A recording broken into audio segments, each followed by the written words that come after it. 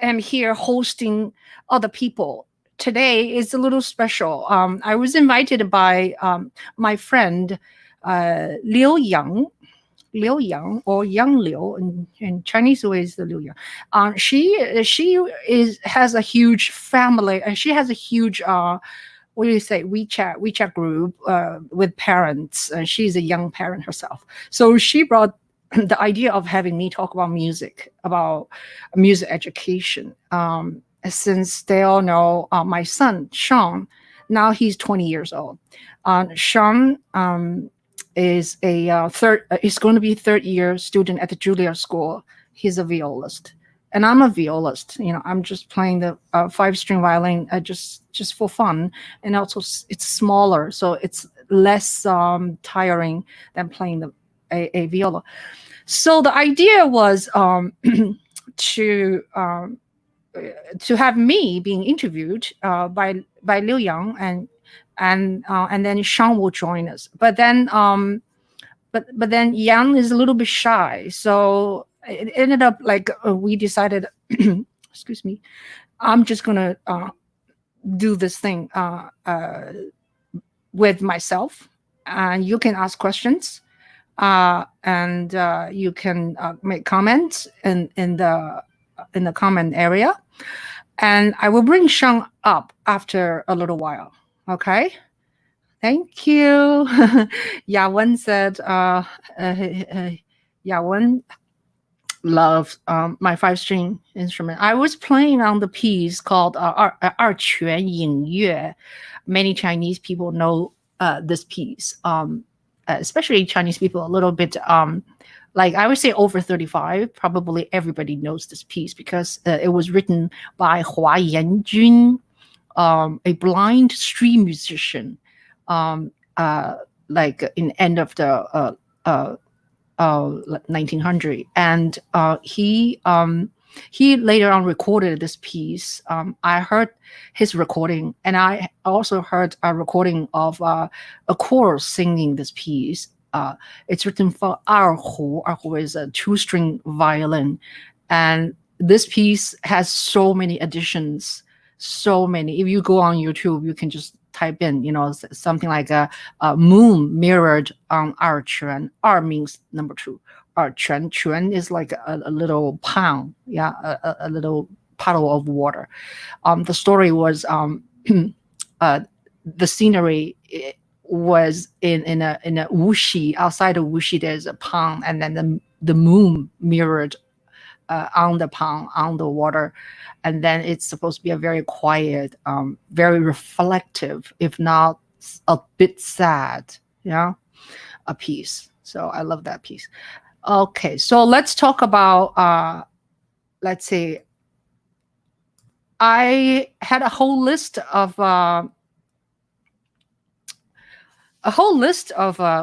sort of questions by this group of parents, and also by Liu Yang.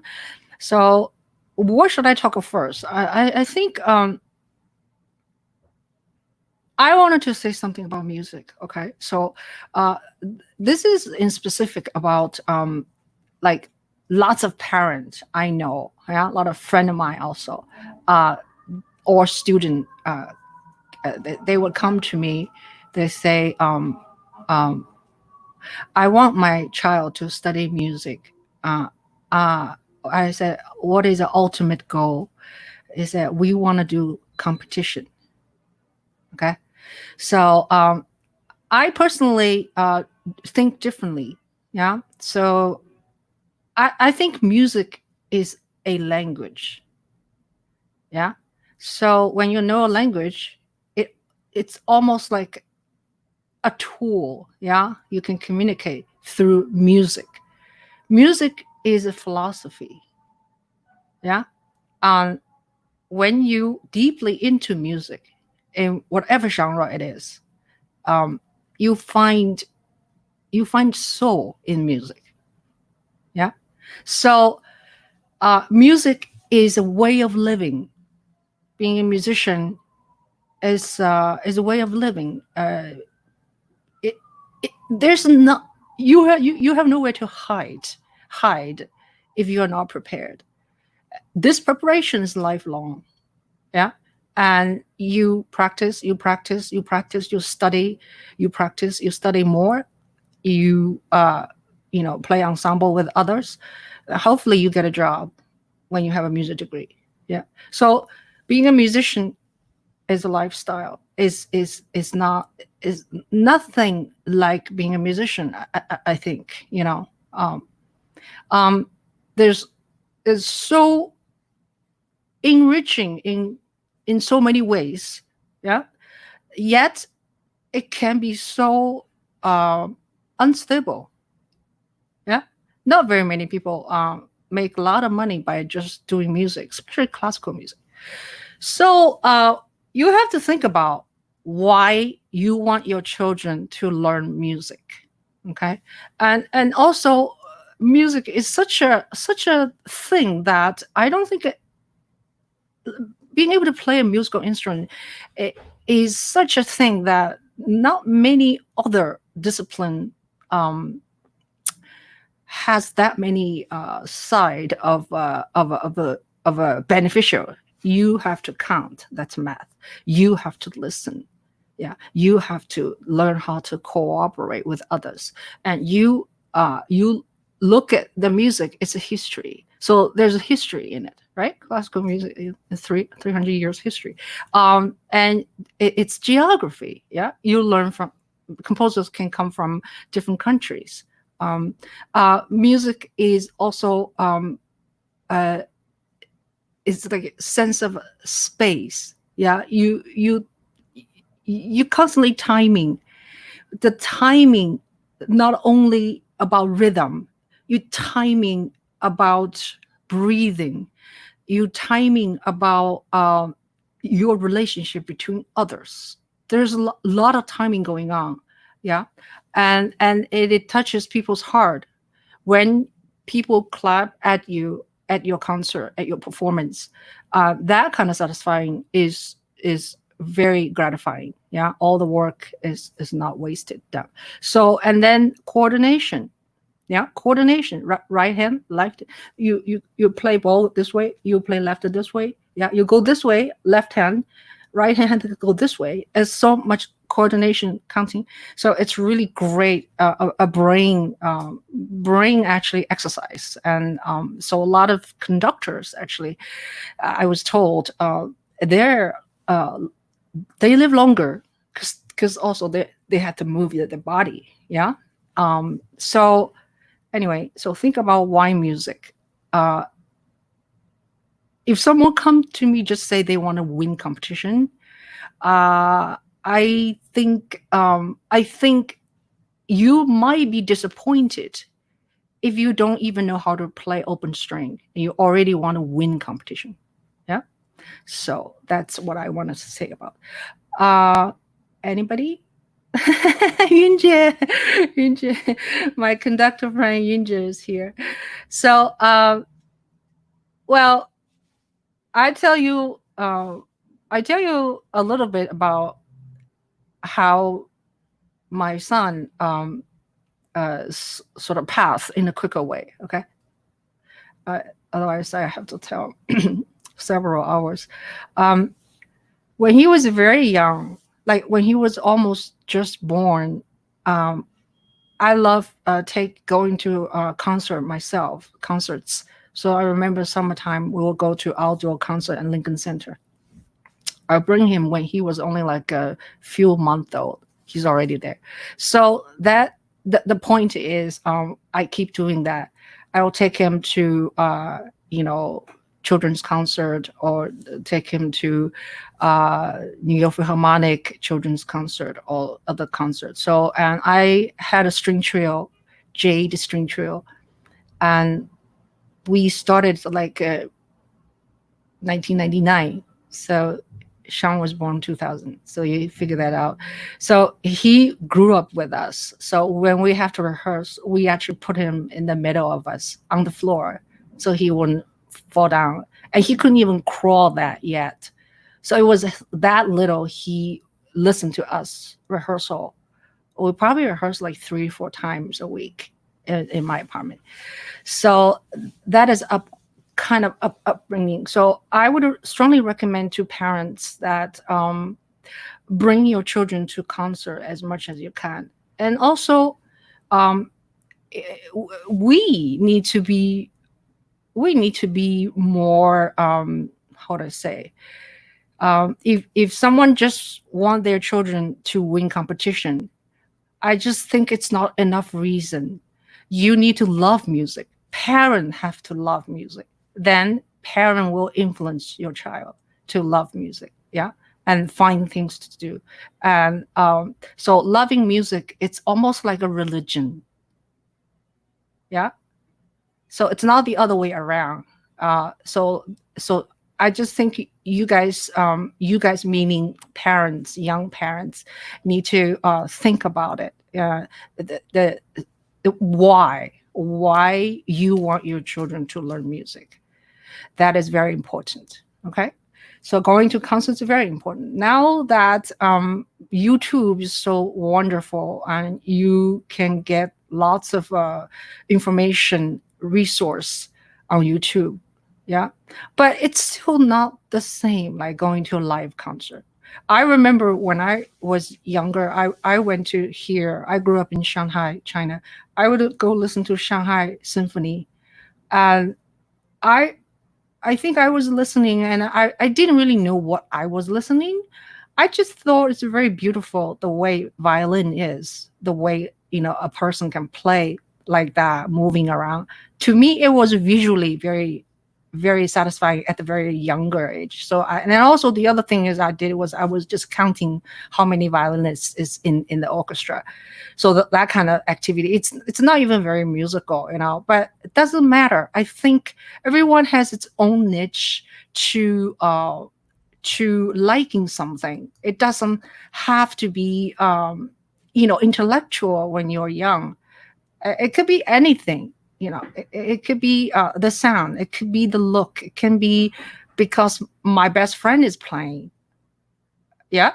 So different person have different reasons to get into this groove. So let me read some of your comments. Let's see. Thank you. Natalie is watching from Paris. Thank you so much. Dion, thank you. Yawen, thank you. Yawen, yes, my brother plays. Yawen said, my brother plays erhu. I heard 二泉音乐 a lot, but this is my first time hearing it playing, not on erhu. Yeah, I play a lot. Actually, this piece, a lot of time on my concert program, I will play this on solo viola. Yeah, thank you so much. Hi, Yunji, thank you. Now, so if any of the parents is there, is in the audience, please type your question again, okay? Because I have a list, so I would like to know if you are there, so you just emphasize one more time. Now, let's talk about, yeah, so, I wanted to also tell you that going to concerts is very important, right? And then if you're already studying music, summer camp really turned my son's life around. So that was 2012, I believe. He was 12 years old. And the story was I asked, I need to get a little closer to my microphone. I asked Sean's teacher. Sean went to Hunter College High School. Oh yeah, by the way, sorry, let me rewind a little bit. Sorry. So Sean started to, I made a box violin for Sean. This is the Suzuki method because I studied the Suzuki method, how to teach a Suzuki method to children very young. So you make you give them a violin made by like these free in post office. You can get those a small box, you tape it, and and you put a ruler in the middle and make a little violin. So the idea is having them to just hold it and to feel it. It's kind of a tangible thing, but it's not a real violin. So Sean started when he was 4. Yeah. Um, and then he was very lucky, and we are very lucky. He auditioned in New York. There's a lot of great opportunity schools, GNE, GNT, GNT, yeah, gifted and talented, and then some other sort of school, but the competition is hard. So Sean got into Special Music School of America, which is one of the very few, I would say maybe one. I think it's supposed to be like the only school in United States that if you get in, studying music is free. It's like a full scholarship, but it's very difficult to get in. It's like every year they only, in those days, I don't know now. Okay, in those days it's only 15 people get to one class. Yeah, so Sean got in, and then everybody pick an instrument. I believe they just say you study violin. It's probably because I play the viola, and so it makes sense, right? Yeah. So Sean went into Special Music School that's located on 67th Street, between Broadway and Amsterdam. So we're very lucky. Sean's teacher, Mr. Bosses, set him great foundation. Yeah, I'll talk about how to pick teacher later. Okay, that's another story. So in Special Music School, you study, you get a private lesson twice a week. 40, I think it's half hour first, and later on move to 45 minutes.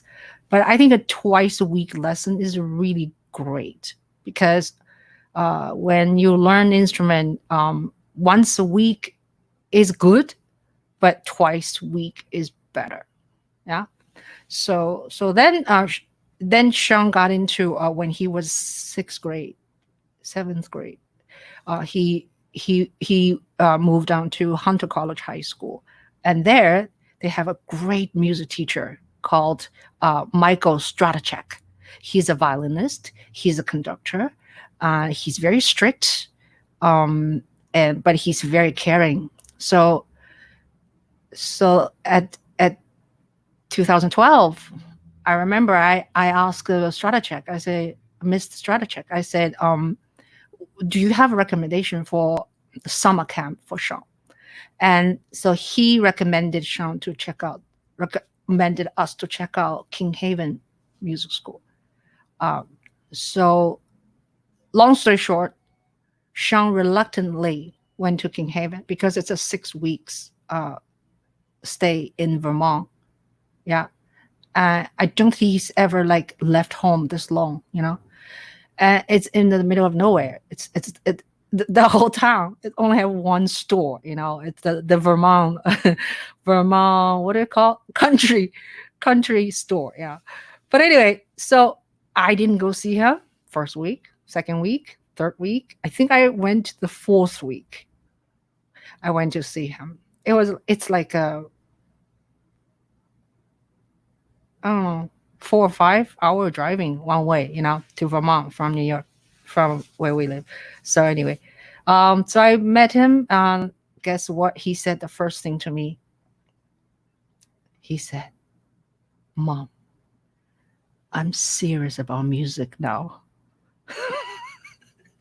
It was like a huge, I was like, wow, that's yeah, I was so surprised he said that.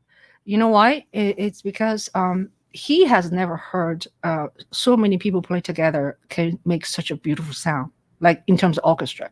So American kids orchestra, they're I think in this country, in America, the woodwind and brass level is very high, and so all the woodwind and brass, if they can go to this music camp, they are all very, very good already, So, and string is good too. But anyway, so my point is, I think it's very important to let your kid, do some kind of summer camp. That we just left out, and it's whatever I'm talking about today. I also want to let you know it's just my experience. I don't mean to preaching you, or I don't mean to ask you to do the same as we do, but you can just utilize my method if you think it might work for your children. Yeah. So King Heaven really is a great beginning for Sean to become serious about his music making. And then there he met his peers. He met his musician friends. So they say, "Oh, you should go audition for New York Youth Orchestra." Then he auditioned. He got in. Yeah. And then they say, "Oh, then you should go audition for NYO, National Youth Orchestra." Then he auditioned. So it's like one group he met, and then met another group, and then goes to another step. Yeah. So eventually, Sean has done National Youth Orchestra, and that led him to tour in Europe and play with great conductors, playing great hall. He played in Amsterdam, concert hall. He played in Prague, Smetana Hall, and played in France, played in Copenhagen. So that was a really great exposure. And then gradually, I guess kids talk. Kids say, "Oh yeah, he goes to Juilliard Pre-College," and then they say, "Oh, maybe I can audition for Juilliard Pre-College." So that's the.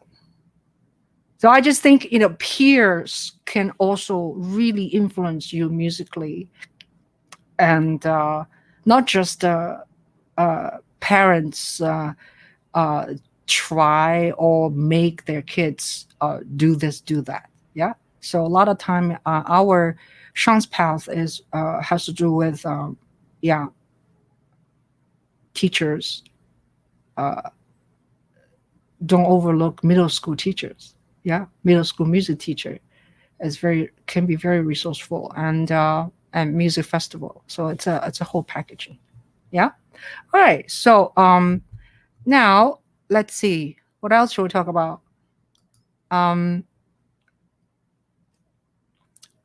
People ask age. What age is good age to start? I think this is a tricky question. There is really not a good answer. Say what is the best age? It all depends on the kids, and all depend on how much you work, and depend on who is your teacher. So it's a combination. All right. So the ideal situation is, this leads to a method. So I was trained by Chinese teachers, and they were trained by Russian teachers. So we're kind of Russian, Chinese, Europe method, traditional string method. Yeah. Now, then 1970s,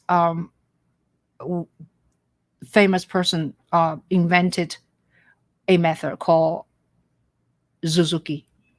Mr. Suzuki, who is an educator, he believes children can learn music as early as 2 years old. And his method is different from the traditional Russian or Chinese way, is that they first make parents to learn. So parents has to usually mother, I think, because in Japan there's a lot of mother. They are stay home mom. So mother has to borrow or buy or rent a violin and to study for the first 6 months at least with the child. The child comes, so the teacher will teach mother first, which I think makes a lot of sense. Yeah.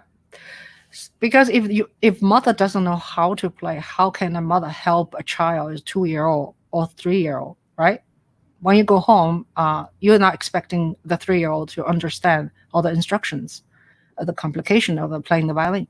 So, and then the other thing about Suzuki is Suzuki believes playing music. Yeah, it is a it's like a philosophy. Yeah, uh, it's he's not like into breed geniuses. You know, he's into breed good human being, which I think is really remarkable. Suzuki method also emphasizes listening. You're supposed to listen to the tape of the piece you play over again, and then you play. So you don't need to read music. So that's one of the flaw of Suzuki is kids do not read. Yeah. So the new way of playing Suzuki method, a new way, like when I studied the Suzuki method at School for Strings about 10 years ago, our teacher already incorporate that we need to have students, if they're like 7 or 8, we'll encourage them to read. I mean, 2-year-old, it's difficult to read.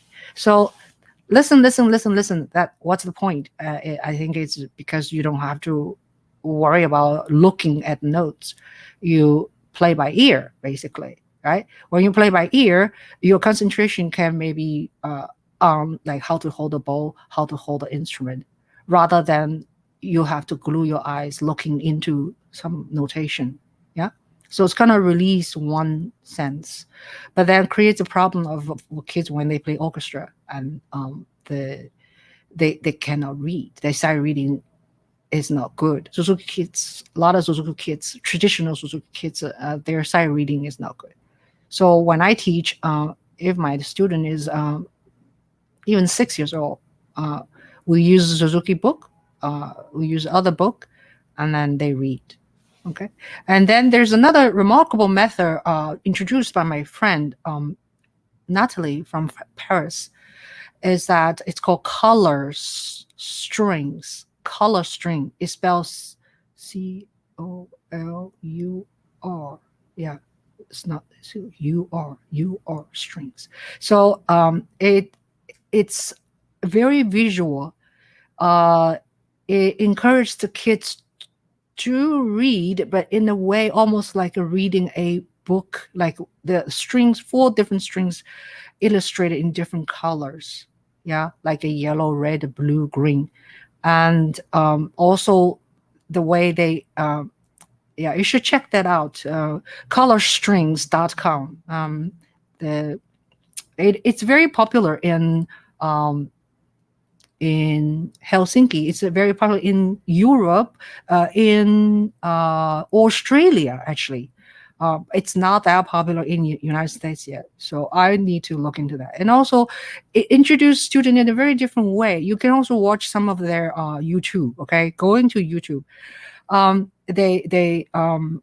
watched some of the clip, the lessons, and they introduce children to learn their position, not just the first position here for a long time. They're already having them play third position or even move on, so they get to understand the distance on the fingerboard very well, and they utilize harmonics to have students to play.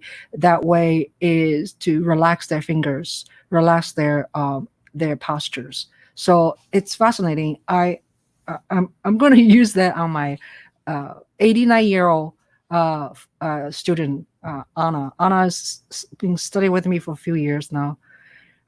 Sometimes Anne, A-N-N-E, I find her position sometimes, I always say to a lot of my students, straight, they're either this way or that way. So anyway, so check that out. Color strings is very, is something I wanted to utilize in my teaching now. Yeah. And then there's other methods also. Mimi Zwei teaches at Indiana University. She combines her method and Suzuki, and she has a huge following. She trained many teachers, and I actually studied with her as a minor. When I was in Indiana, I was majoring in viola, and then I minored in violin teaching method. Yeah. So Mimi Zwei has a string school. She's still teaching and she looks great. So yeah. And then one of Joshua Bell, yeah, Joshua Bell was Mimi Zwei's student, and so let's see. I'm sure there's more methods, like Sean's teacher at special music school, Mr. Bosses, Victor Bosses, who is obviously Russian, very strict. He did make Sean to read. It's always early, and he uses his own sheet. He would like bring one sheet, like Xeroxed, Xerox the what do you call Xerox every etude is a little Xerox. Yeah, every piece is a little Xerox. So I will put all the music into a folder for Sean. So anyway, I forgot to put my label there. Then another thing I want to talk about is I go to every lesson Sean takes. I make notes for Sean. Sometimes I record. So with now you guys have iPhones, Android phone, it's a good idea to record. But then once you record, you need to watch it, because sometimes I feel I will forget what his teacher talked about. Yeah. So it's always a good thing to watch it later. Like say you have a lesson, say on Monday, hypothetically.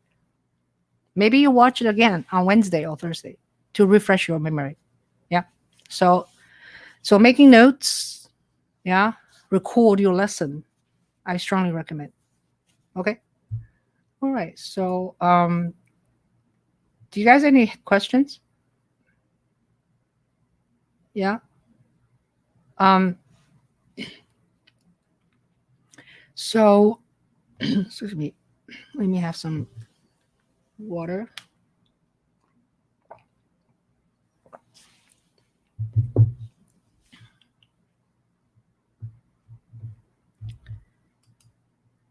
Now, let's see. Oh, yeah. Okay. I just remember the question. Parents as teacher. Yeah. The dynamics. It's difficult. It's difficult. A lot of time, a parent also teaches their own kids. It can happen. It can work, but a lot of time it does not work. I remember even my mom was a pianist.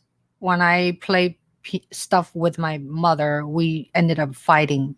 And, like there's something about mother, I mean, the child and parent, like have this, I don't know how to say, it doesn't work all the time. So we will just have to hire some other pianists, because every time I rehearse with my mom, we fight. So with Sean, that's why we're just lucked out. When I first introduced him when he was a 4, it wasn't a rigorous program learning, so it's not like we didn't fight. And then later on, I would say I would be more or less facilitate, to pick teacher for him, good teachers, and remind him to practice. Every single day practicing, it's difficult. Yeah. So you parents have to think about, can you handle every day practicing? Well, if you don't practice every day, maybe 5 times a week, okay? Give yourself 2 days rest.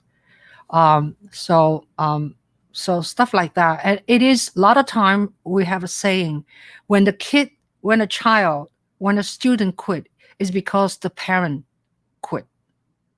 Yeah. So a lot of time when a student succeed or stick with it, is because the parent stick with it. So think about that. And parent, teacher, teacher, parent. So one more story. I'm going to bring Sean in. Okay. The story of picking teacher. Well, I guess I am lucky. Sean is lucky, right? Because I play the violin and viola, so I kind of know, and also I study different way of teaching, so I kind of know. So for instance, Mr. Bass's situation when he first got in when he was 5 is I went to Mr. Bass's. I went to I went to a recital at special music school, had a mixed violin students. Yeah. And it's like end of year or something. Or I went to end of year concert. So I would stay there for like 3 to 4 different classes. I watched them. I watched the student. And then when I saw this class, every student's posture and sound is all so much better than the other class. Then I say, who is this teacher? So that's how I found Mr. Basses, because I don't really know him. You're supposed to pick a teacher, in a whole list of teachers. Okay. So when Sean went to pre-college in Juilliard, first year Juilliard pre-college, he had a Mr. Apple. What's his name? Mr. Apple. And Mr. Apple said, it's okay next year if you pick someone else, because I am going to be only here 50% of the time. In other words, he's about to retire. Yeah. Toby Apple. Lovely, lovely teacher, lovely man.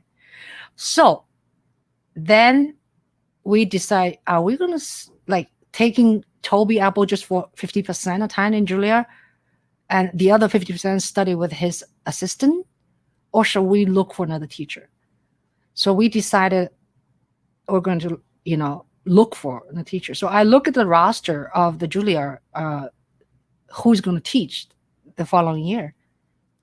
And then I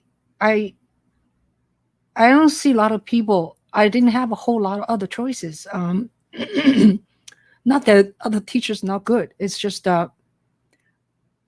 I saw. Sorry. Let me. So I'm back. So I saw Carol Rotland. I don't know who Caroline is. So I went to internet. I checked on her playing. I see her performing. She has records, and I saw a little bit teaching, I think. And then she's gonna teach in Karen Tuttle method, a summer course in NYU. I enrolled that course. I went to see her. Yeah, I went the whole week watching how she teaches. I love her. Yeah. I still don't know her very well. Yeah. Then I said, could we take a lesson with you? Like you can have a trial lesson with a teacher. Of course, one lesson really sometimes can't tell. You don't really know. Sometimes you're just luck. Sometimes you just have to try for 6 months and then you can change your mind. Right? It's like going to a psychiatrist, going to a doctor, going to a therapist. I mean, a private teacher is very, very important. So we lucked out, and I really like Carol, and she's so approachable. She's so reliable. Every time I write her email, she answers me within 12 hours. I really like that. And the most important thing is Sean likes her. My son now likes her a lot. Yeah. All right. Good. So who has a question? Isabel Z. Hi, how are you? Okay, so let's see. There's a bunch of them. My kid hate to listen to the recording. What recording? You mean Suzuki recording? I record for kids, but they refuse to listen again. Yeah. How old are your kids, Isabel? Parents don't know the music. How can this type of parent help the kid than any recommend game of motivate case. Yeah. Parent don't know music. How can this type of parent help the kids? Yeah, it's tough. If parent does not know music, it is tough. So parent, you need to educate yourself as much as you want pay for a teacher to educate your child. And so I think it's important for you. It's an ongoing thing for a parent to listen to music. Yeah.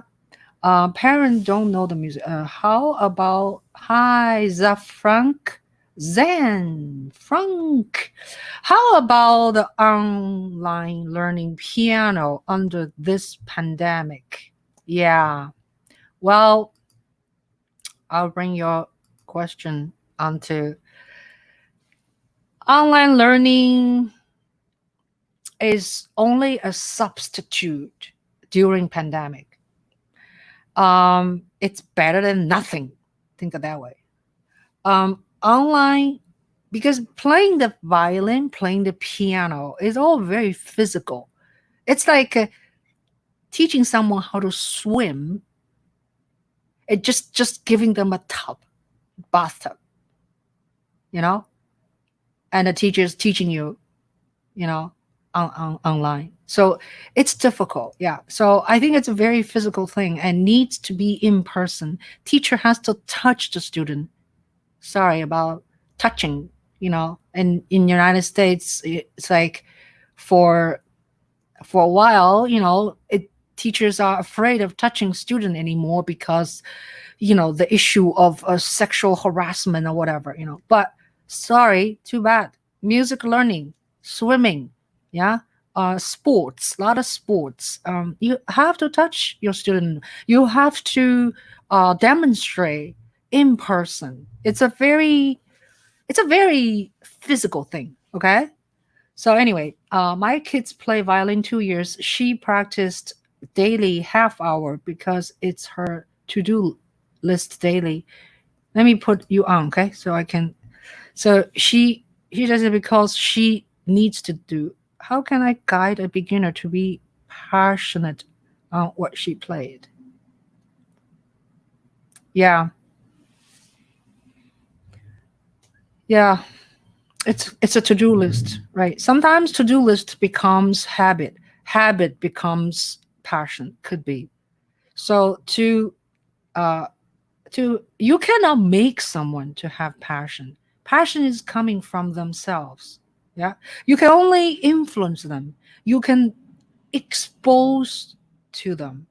That's why going to live concert is very important. Not just the orchestral concert, live children's concert, live recital of somebody, or sometimes find a similar age, or so and so's friend, so and so's children's daughter plays really well, and then participate to their musical activity.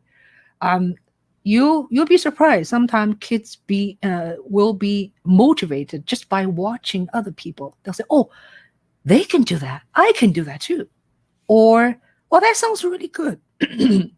And they also, I mean, come on, not everybody can be musician, right?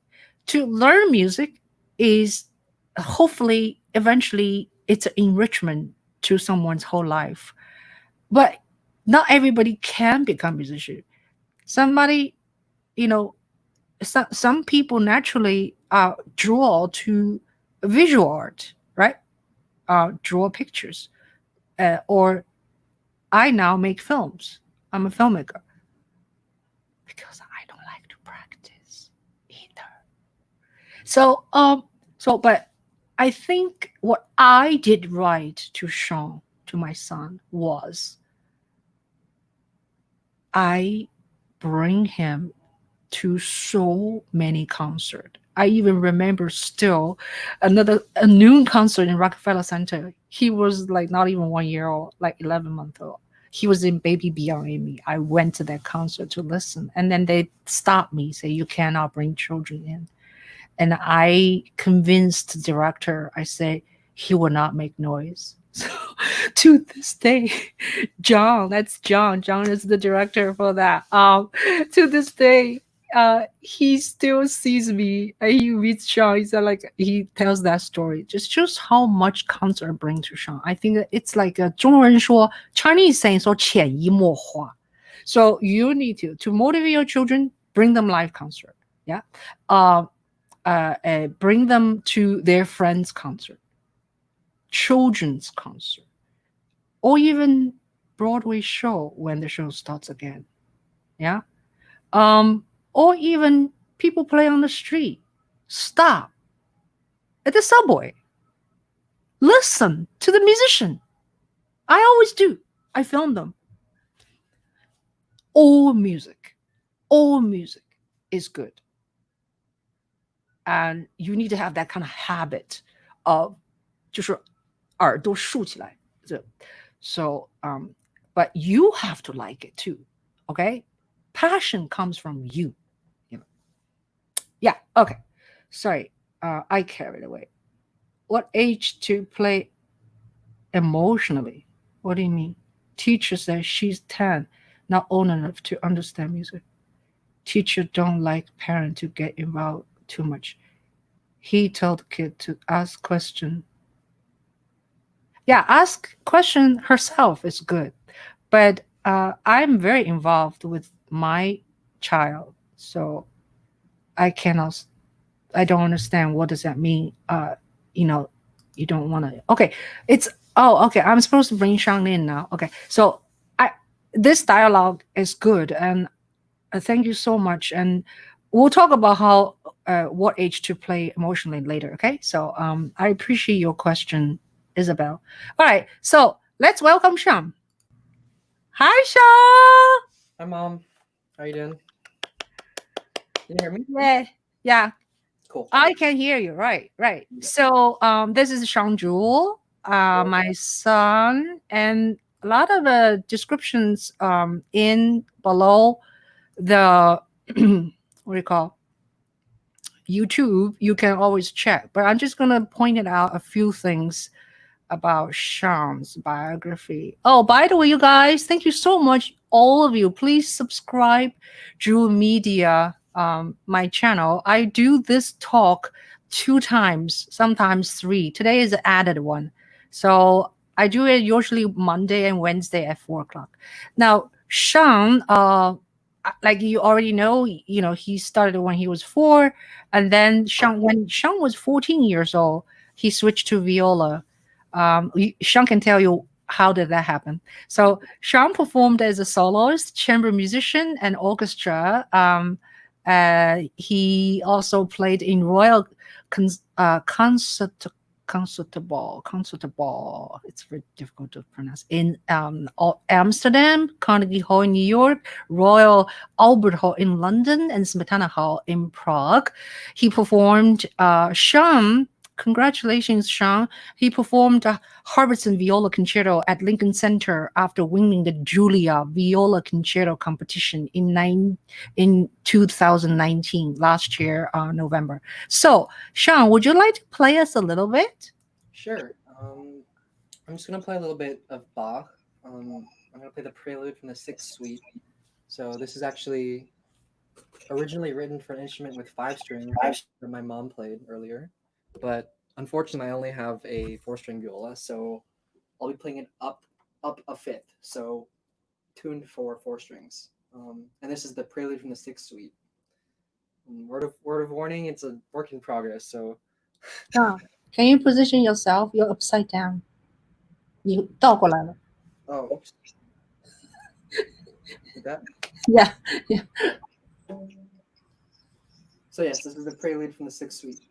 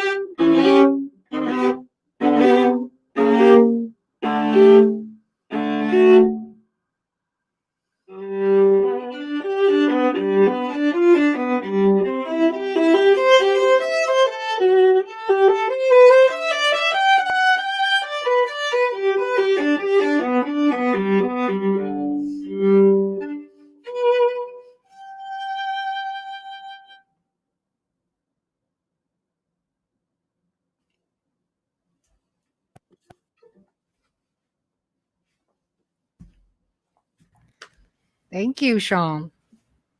That's nice. Um, the internet, usually the internet kind of this setting, um, audio wise, is not ideal. Yeah, otherwise. So this is like a, yeah. We haven't really figured out how to. I have not really figured out what's the best way. Yeah, but nice music. So, what Sean is setting to sitting down with me to talk is that um, I teach violin and viola, and I also teach theory and music appreciation. Um, I taught in St. Joseph's College for 16 years, and I have my own studio now. So, if you guys wanted to consider, uh, having a try a lesson with me or something, and um, now I believe Sean teaches too, right? Mm-hmm. Just a Yeah, bit, but yeah. sorry, I'm trying to figure out what. Sean has been teaching at Manus College. Um, to pre-college students, right? Yeah, I have 2 students. Yeah, great. Thank you so much, Sean, for joining me. I want to ask you. Last time I talked to you online, I interviewed you in a park. That was like April 4th, so it's like more than 2 months. So can you tell me what's going on in terms of the COVID-19 from April till now? What has changed? In it, can you name anything good out of this whole thing? I think the only one of the only good things I could think of is maybe just the more time that I've had to spend with my family at home, and having a lot more time to sleep and just lounge around, because at school and over the year, like, this was a really crazy year, so really just didn't have enough time to devote to myself. But sort of now it's the opposite problem with too much time. But yeah, I guess seeing family was probably the best part. Mm-hmm. It's nice. I have some people are asking question here. Let's see.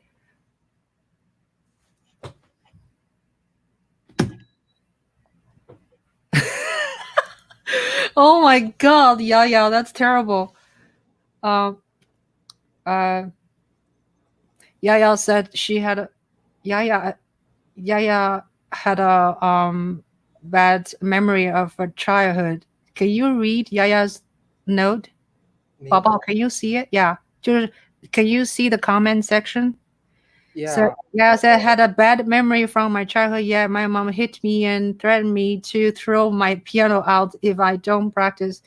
It is so vividly till this day that I think that has damaged me. How do you have any comment for that, Sean? Well, I think Did I ever hit you? No, I don't think so. well there. I threaten you, of course. I mean, I'm gonna throw the goddamn violin out of the window. I said that. yeah, it's pretty much word for word, like, the exact same thing happened to me. But for me, like, it wasn't. Well, I think it's just because I was kind of rebellious. Like, I kind of took it like a challenge. Like, I was like, kind of, screw you. Like, I'll just practice because I want to, not because you want me to. Um, yeah, because I mean, there was a period of my life where I basically only practiced because my mom made me practice. Um, because she would, like, force me to, and then I don't know when exactly it changed, but it was probably during one of those moments where it was like more out of spite than anything that I decided that I was gonna practice for myself.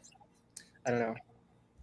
But I could definitely understand that feeling. Yeah, yeah. Yeah. So she has another question I want to ask Sean since he knew a lot of young musicians. Is this common? Does everyone have experience like this from early childhood? When Mm, what means this what common? I'm sorry. Common means getting beat or it's damaging you. Yeah. So tell me more about that. So I I think I think um um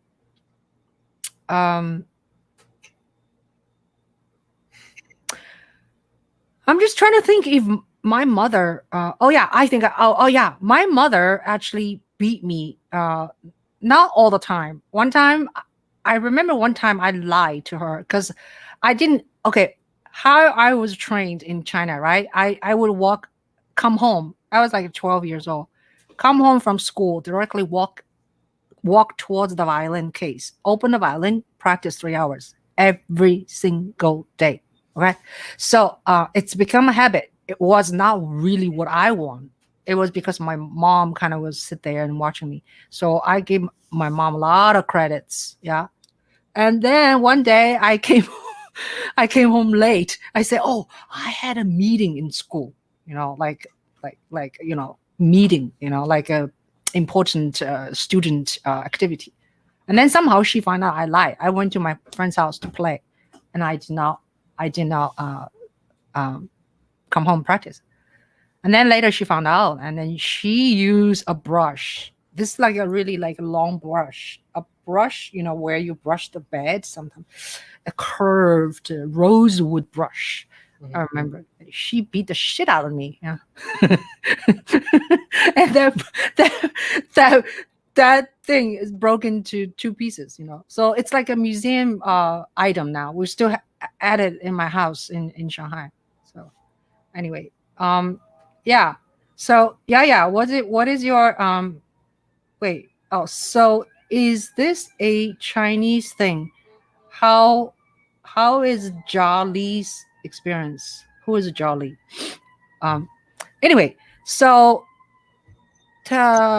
Sean, let's see what else. Do you,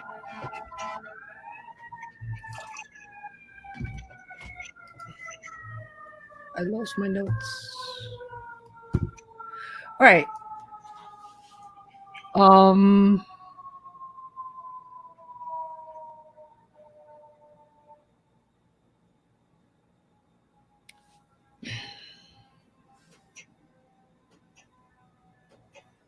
can you tell us the story of how you became a violist?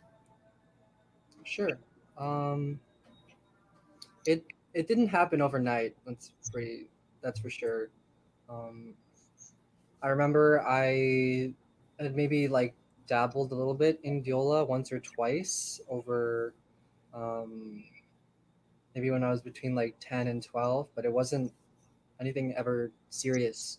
And I remember the first time I like actually played viola was when I went to Kinhaven for my second year, and my mom made me go as a violist instead of a violinist, which at the time I wasn't very happy with. But it was interesting. Like I got there and I basically didn't know how to read the clef, or like I didn't know how to read the notes on the page. I didn't like know how to do anything. And I kind of just like learned how as I went. Um, and it turned out like over that first summer, like I sort of got into it. It wasn't like I wasn't like a fan of it or anything, but I was like okay with it. Um, and I think the next year I applied to Juilliard pre-college as a violinist, and I didn't get in. And at that point, my mom was like, "All right, you're playing viola now." And I just sort of went along with it because by that point it was kind of a practical decision. Like, I guess I'd realized it would have taken a lot of work, but in my mind, I sort of hit a ceiling with violin where I didn't really want to go that much further. And so switching to something new um, in the form of viola actually was a really good choice for me. So yeah, I that year I started playing viola after I didn't get into Juilliard pre-college, I think. Yeah. Yeah, but there's other reasons. Not only for practical reasons. I would say because I'm a violist and your step grandmother, right? Hmm. Like my teacher, Shidi Shan, happens to be my stepmother because my father married her. So Shidi is a very famous viola teacher, professor, and she's worldly famous. So you have Shidi and you have me. You have so much resource. I have so much music recordings, yeah, and Hmm. knowledge about the instrument. So it would be wasted. You inherited my, instrument. So That's now I play five string electronic violin. You get to play the viola. So you took my viola too, because my viola sounds better than your viola. So anyway, yeah, that's pretty much it. You switched it, and also there's so many great violinists out there. And you really need to practice so hard to compete with that level. Viola level is a little bit different, right? It's less competitive than violin. Let's put it that way, um right? Yeah, in a sense. I mean, Mm, there's still like, at least at Juilliard, I think there's a general level of excellence that needs to be fulfilled before you can like get right, there. yeah. You know, Right. Of course, yeah. but But in I'm general, yeah, like at least in my year, like I'm very glad that I don't play violin, like in the class of 2022, because like we have at least 4 or 5 violinists in the class of like 20 violins who basically already have solo careers. And they're playing on Stradivari and Guarneri, like they already have, professional level instruments and support and stuff. I mean, they're amazing musicians, so they deserve it. But it's like I wouldn't want to be a quote unquote normal violinist in my class. I'll just put it that way. But I mean, everybody in the class is amazing. It's just the level of pressure I think for someone playing violin is generally a lot higher than for viola, because at least for my experience has been that it's more of like a community for violists where we're all supportive of each other. Like hey, if you played a double stop, like you're a star, like, or if you played in tune, like wow, you're great. But like for violin, it's like unless you can play Paganini perfectly, like mm, you're kind of at a lower status or something, which is yeah. very simplified, but that's Mhm. just. So speaking of Juilliard, can you share a little bit with us, like how you won the viola competition and how was the preparation, and were you eager to do the concerto or otherwise? Oh, one sec. Um. So yeah, so Juilliard has instrument competitions every year for each class. There's like a violin competition, a cello competition, um, viola competition, obviously, and they happen every year. And for the viola department, they alternate between doing a modern piece and like a piece from the standard repertoire, so like old stuff, every other year. So this year, 2019, happened to be the modern year, the contemporary year, um, and I started the year as a sophomore. And my teacher suggested that it would might be a good project, good exercise to learn this new piece called the John Harbison Concerto, which was written in 1980. So it's a pretty recent work. And I'd never really worked on modern stuff or modern pieces before. I'd always done like Bach, like the stuff I played, and um, much older repertoire. So at first, I really really hated it.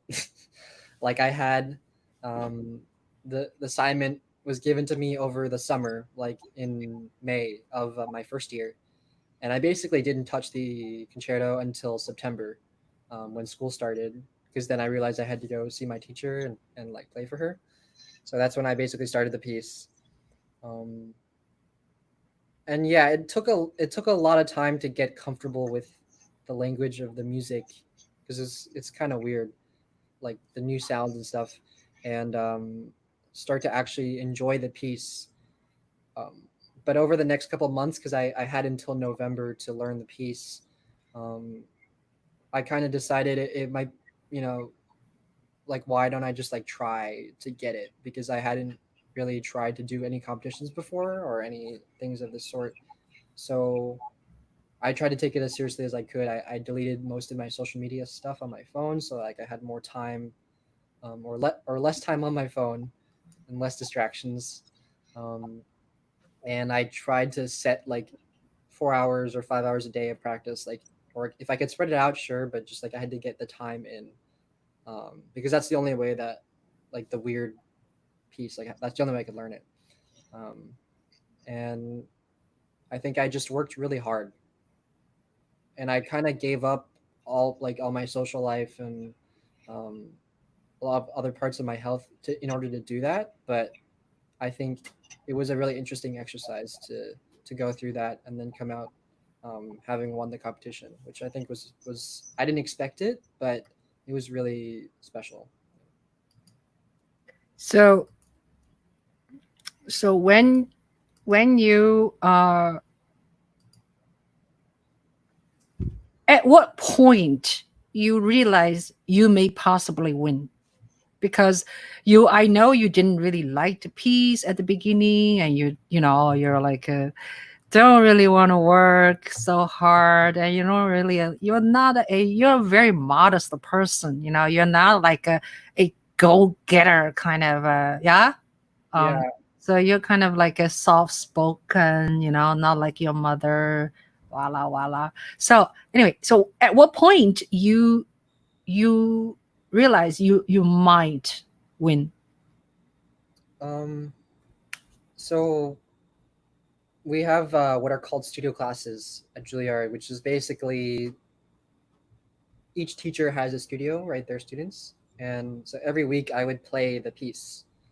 And one of my friends named Bethlehem, who's in my year, um, she's like very frank. Like she'll tell you if you sound like shit, like or if you sound good.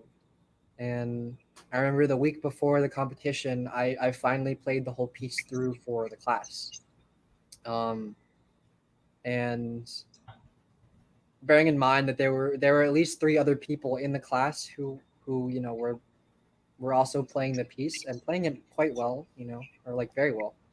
Um, and I remember I played the piece, and after the class, she told me, "I think you're gonna win." And I don't know, like I didn't want to like hope or like get too up on the horse or anything or whatever it's called, but I think from then, like I was still super nervous, but I was at least a possibility in my mind that you know even just out of my studio that she thought I was the one who could come out. And so it was definitely hard to keep working super hard and like power through to the end, but yeah, like having at least the idea that someone had confidence in me was really helpful.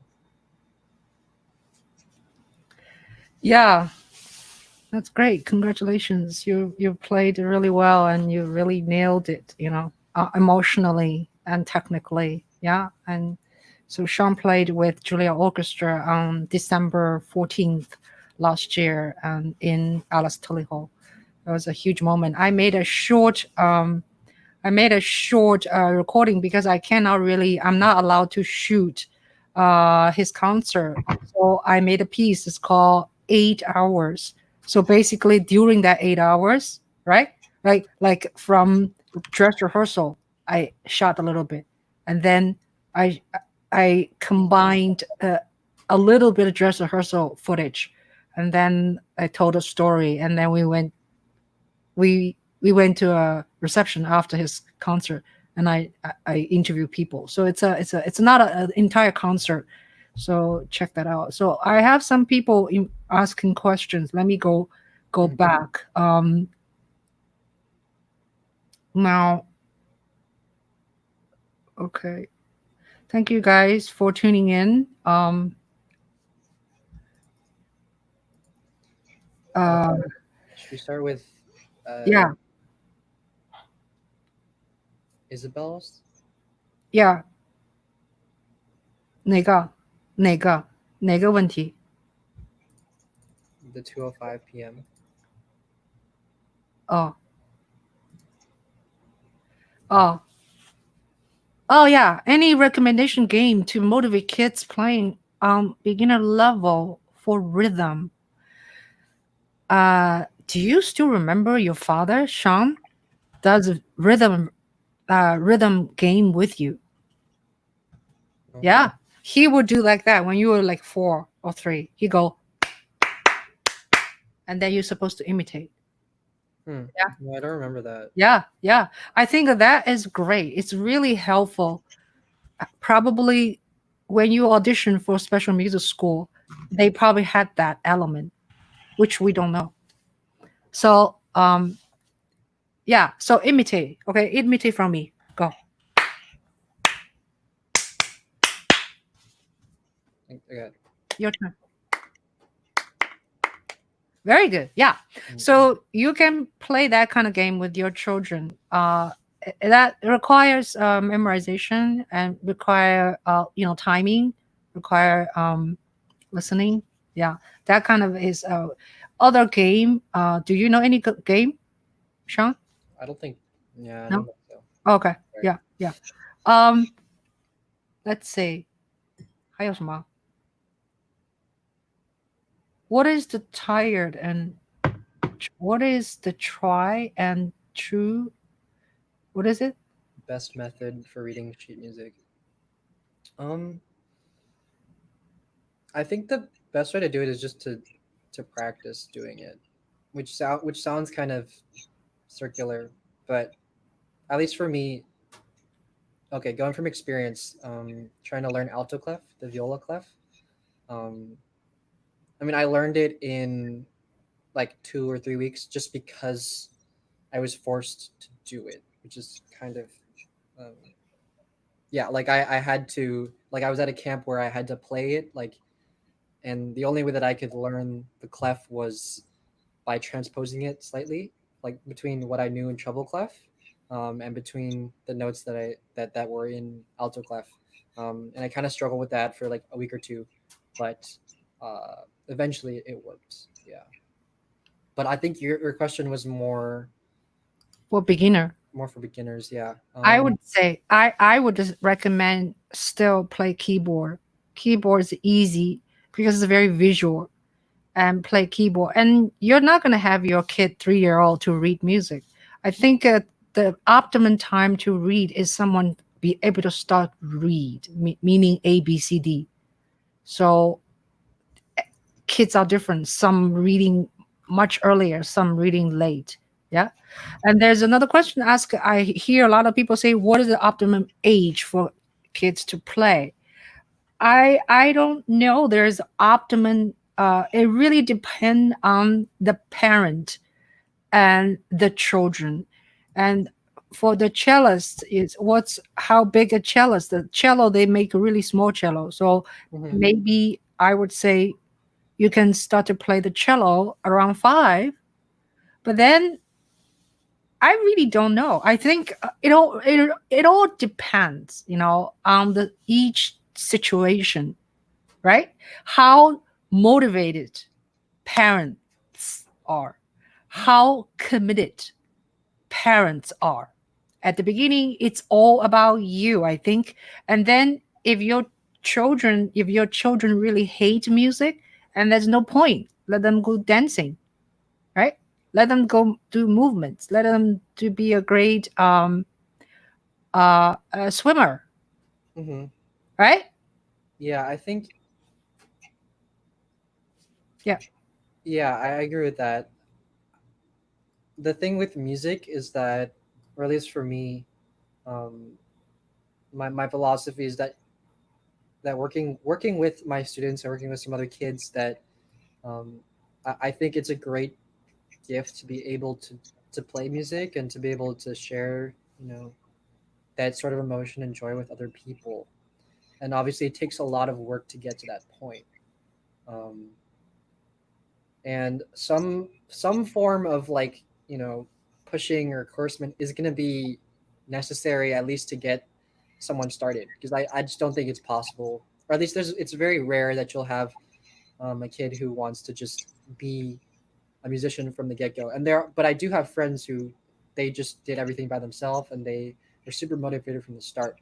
But that comes, even among the people at Juilliard, is not the norm. um, like, most of us had parents who pushed us to do the things that we did, to push us to practice and things, at least for the beginning. But the only way that someone is going to progress is if they actually um, like what they're doing. If they actually want to do it themselves. And I guess the way to push your child to success in music or in any other field is to get them to actually enjoy what they do and to want to progress more. So I wouldn't say that, like, music should be the first thing, or just be the primary thing that you do with your child. I think it should be maybe one of the options that you explore, and it's a good option. But like mom said, there's like a ton of other things that they could want to pursue, and I think whatever they want to pursue, as if the parent can support them and help them in that, then that's the way to go. Yeah. Yeah. I think I think it's great that Sean, you're in your level right now, and you're in a good teacher and good surrounding. So, do you know between eventually? Do you know, say, when you graduate from Juilliard, you only have 2 years left. Ideally, would you like to be an orchestra player in the best orchestra in the world, or would you like to play string quartet, or would you like to be a professor of some institution? I think those are all nice options, but I don't really have a plan. I'm kind of keeping things open. Like I'd be open to doing any of those. The orchestra path would take a lot of work, or a lot of directed work, which I'd be willing to do, but um, I think it's not as stable an industry as it used to be. So I think at least my personal feeling while I was at Juilliard um, was that there are so many incredibly talented people, but that the vast majority of them are not well rounded, or maybe not as well rounded as they could be, because they are so fantastic at their instrument that really everything else kind of becomes secondary. And for me, I've always had so many other interests, and um, my time, at least after high school, has been, or even during high school, was trying to figure out a way to do music and also be able to explore other things. And that's why I'm like kind of hesitant to just lock down on a single route, like say like after university, and be like I want to be an orchestra musician or a chamber musician or something, because I might not even want to do that. You know, I might want to go back to school for something else. But right now, I'm kind of just taking things as they go, like a day by day. Right now, my priority is to get good at my instrument and do well at that. But I can't say what that priority will be in a week or a month or a year. So, now you have done different things. For 2 summers, you worked at Doug Schoen's office. Tell us a little bit about that experience. Hmm. So Douglas Schoen is a political commentator, and also uh, what's it called? Consultant. A consultant, yeah, for different political groups. And his office, his company, creates polls, so they're pollsters. Um, and I worked as an intern in their office for 2 summers, which is actually super interesting. Like that was like one of the highlights of the past couple of years for me. Um, Even though I sort of realized that I didn't quite like working in an office that much, but I did really enjoy working, like the topic itself, which was politics, and working with numbers and data, and I don't know, just generally feeling like I was some part of something bigger, like in the same sense that orchestra is, where you're a small part of like the machine making this huge piece of music. Working at the office was really interesting to do that in another field.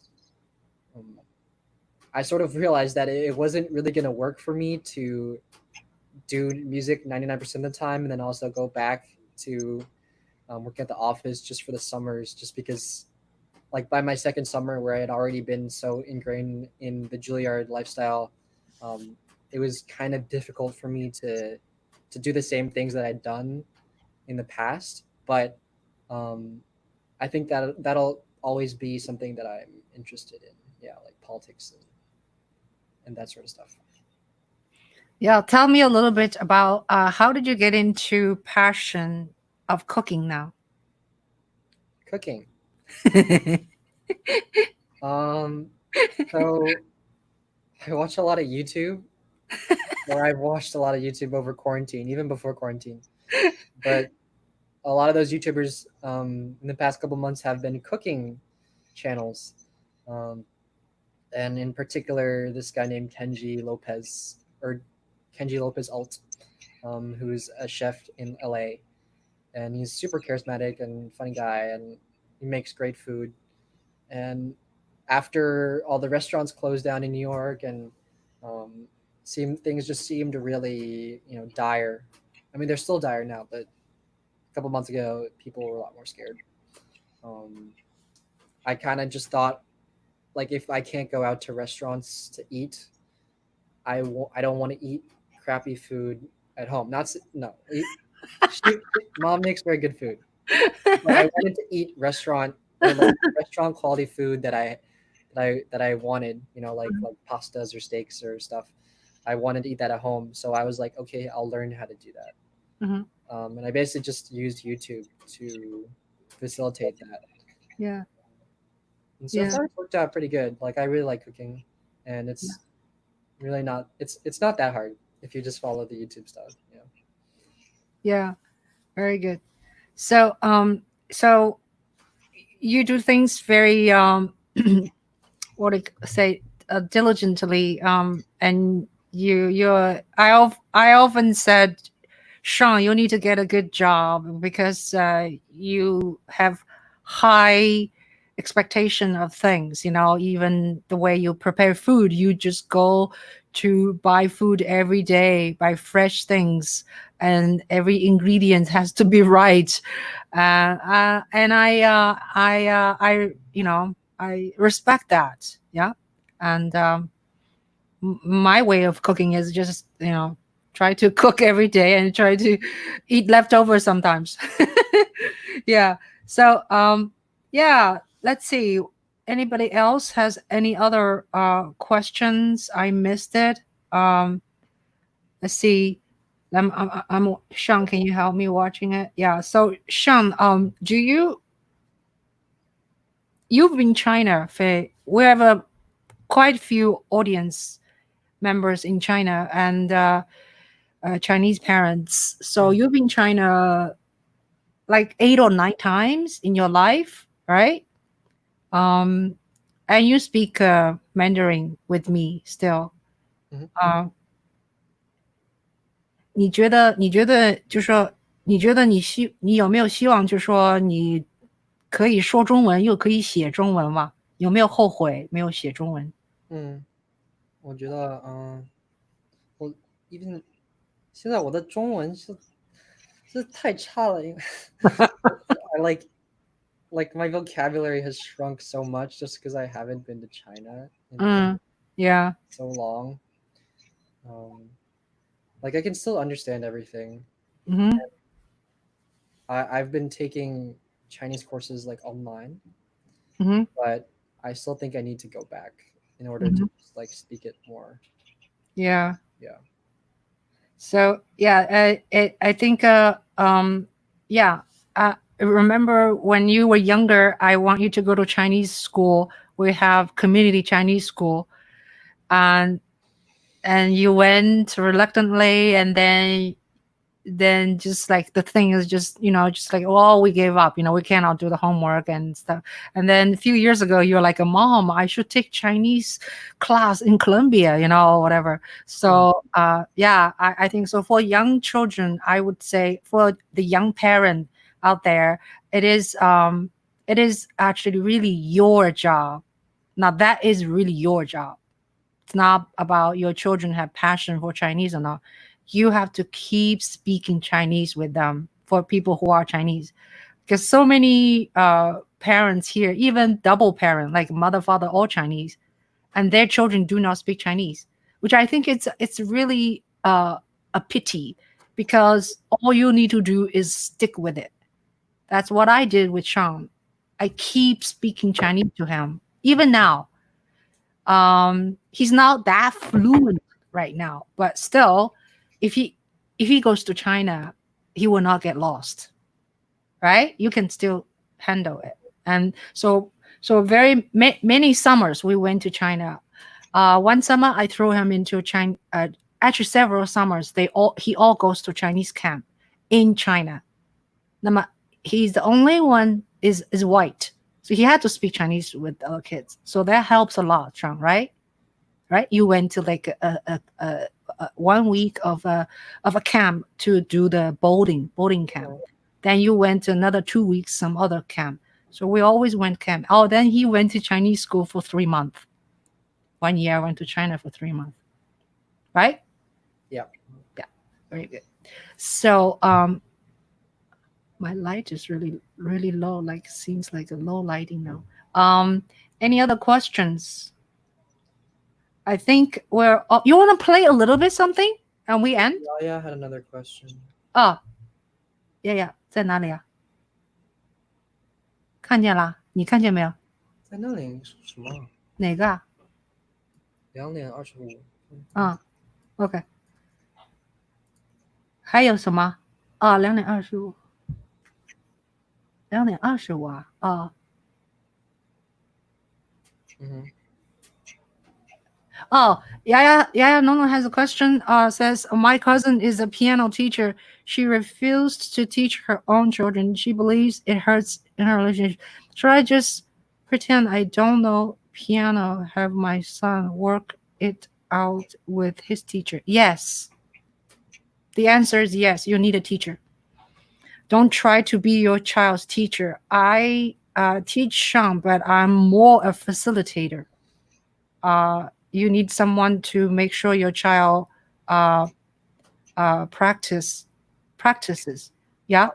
Yeah. Yeah. I think you can help them practice. Yeah. I'll be back. I'll turn the You light. probably should maybe should help them practice, like maybe at home. Like if they're doing like a technique wrong or something, definitely help them with that. I don't know. It's just kind of a weird dynamic between parent and child where I don't think you could probably I don't think unless it's a special circumstance you could be the primary teacher. But I think it's definitely possible to help at home. Yeah, and it was definitely a huge resource for me. Like say with orchestra rep, because my mom did that for a long time. Like that's really helpful to have that resource at home. Great. All right. So let's see if I have anything else. And we had a good discussion. And let's see.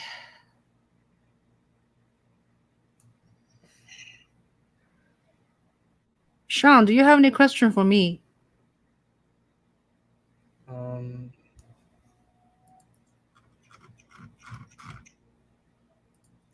I think so. Let's see.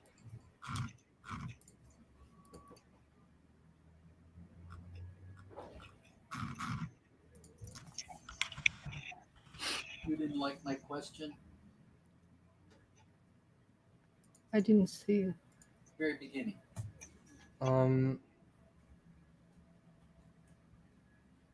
What was it like being in the Phoenix Symphony? Oh, okay.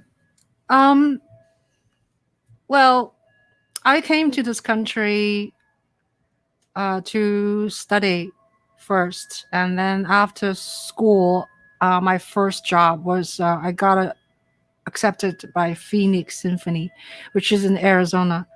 So I played with that orchestra for 7 years.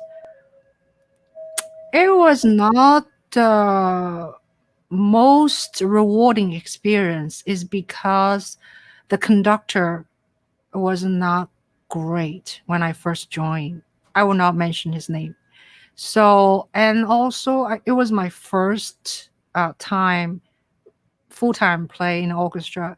So it was a little bit, how do I say, I was inexperienced, let's put it that way.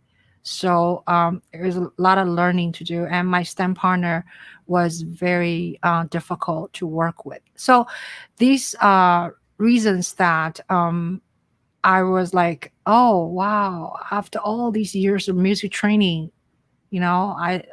I would love to work with better conductors. Yeah. So Phoenix is nice, is dry, is hot, is inexpensive to live compared to New York City. So I was able actually to buy a house in Phoenix with very little income I had, and to have a yard, and had a zoo. I had four cats, a dog, and two birds, and a lot of fish. So that's my Phoenix experience. And then I really love New York City, so I moved to New York. I quit Phoenix Symphony, just come to New York City, just because I love this New York City. Mm. But that was like 7 years. 7 years, a long time. Yeah.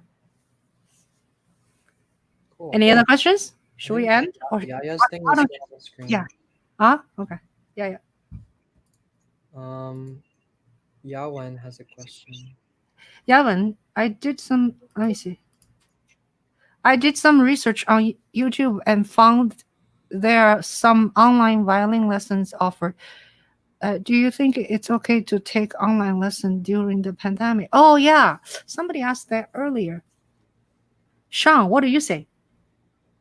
It depends on the like the lessons on YouTube. You could send a link and I could like look at it.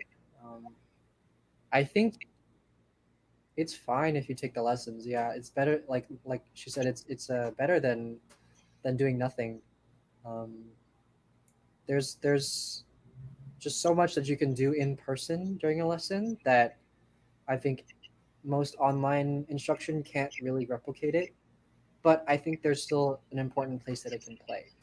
Um, like if it's just like basic technique and stuff, like I think it should be fine. But for like real work, it would probably be better to do that in person. So maybe start the lessons now online, and then maybe you could find like a teacher in person after. Then that would be like a natural progression. Yeah. Yeah, I'll just add, playing the violin is so complicated.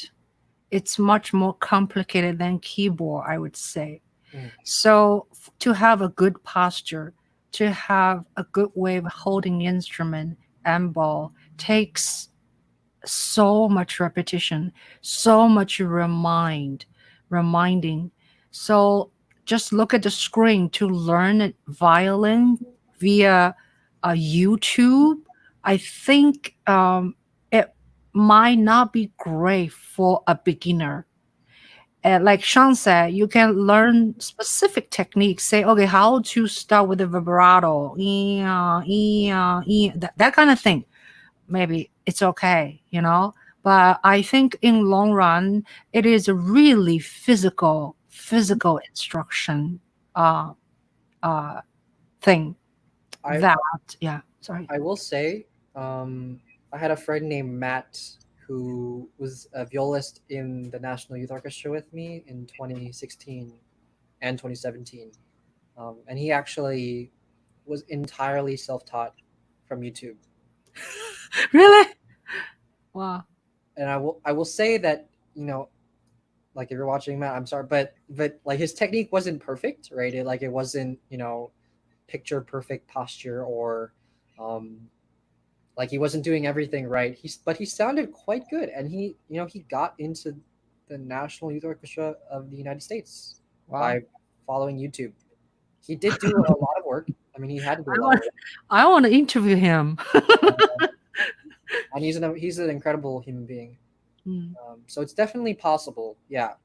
And the thing is, like, yeah, so his technique wasn't perfect, but like whatever. I think he's going to Harvard now or something. But like if he had decided to do music, he could have transitioned to like a in-person teacher, and then I'm sure they could have fixed a lot of that stuff, and it would have been fine. But I think he's doing other things right now. But he's really remarkable. Thank you. Mhm. So I think we should end soon. I have one more question for Sean. How do you describe your childhood like?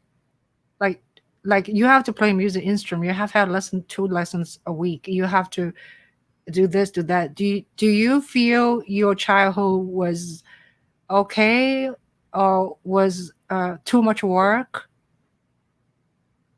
How did you feel? I think I think I had a pretty good, yeah, I think I had a good childhood. Um, I think in general, I was really happy and like being around. Like I had a very good family. I'm very lucky in that regard, and having people like my godmother around all the time was really helpful. I think you're asking more in terms of like how music affected it, Mm, and for me, the experience of well, elementary school was I think a unique experience because I went to a school focused on music and the performing arts. So in that regard, everybody around me was doing the same thing. Like they all played an instrument or they all did something arts related. So it wasn't strange or um, it wasn't like I was losing out anything by practicing at home for a couple hours a day because everybody else was like so like that was fine.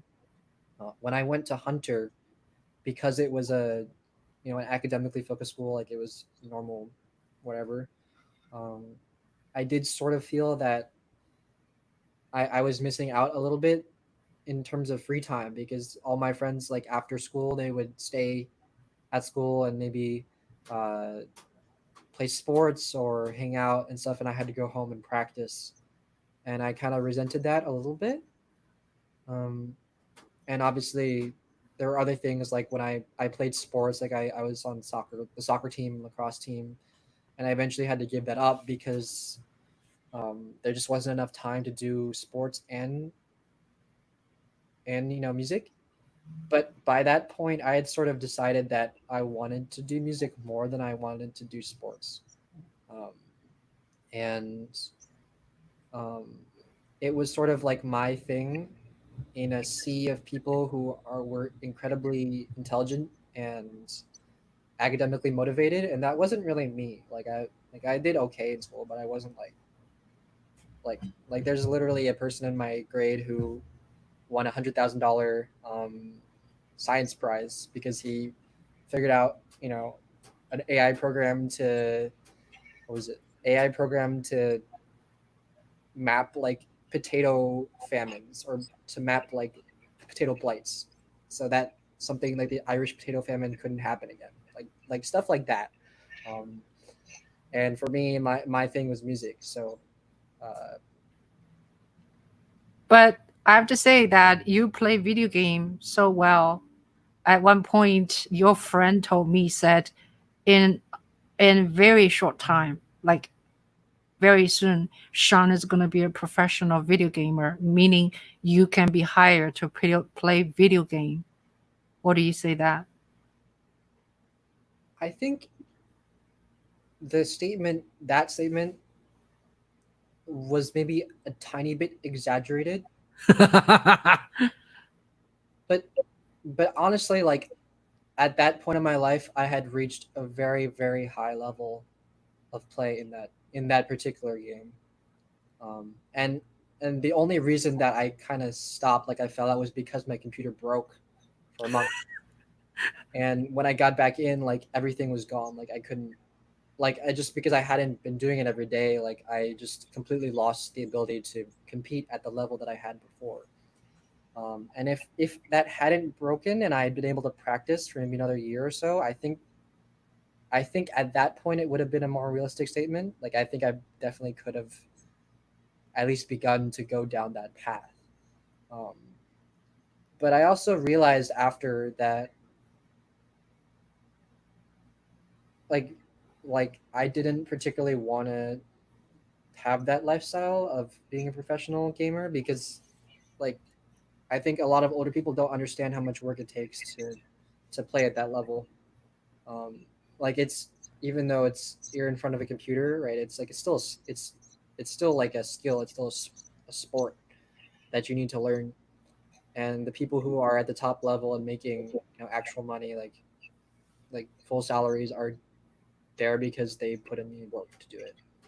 But that work is kind of like sitting in front of a computer for 10 or 12 hours a day, like playing games, which like it's work. Like they do it and it's a game, but for me, I didn't quite want to do that.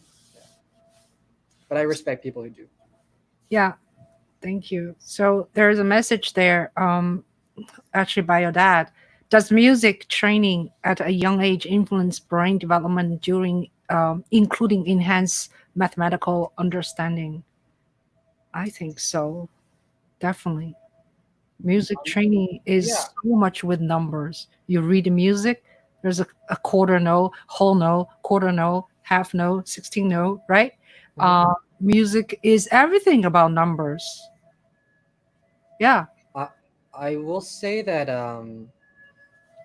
yeah, of the like just within like my pre-college class at Juilliard, even the people like maybe half of us went to the actual college or a quarter, third, some of that, or went into the music field, but the rest of them were all super intelligent.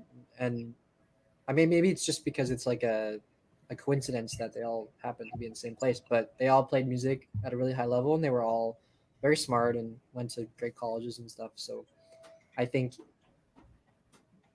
yeah, the only way that I guess, like, yeah, like if you do music, then maybe um, it helps in other areas of study. So, Yeah. Great. Thank you so much. Do you have anything, Sean? Do you have any comments? Anything you want to add before we end? um, not particularly, no. I think, wait, Isabel had one more.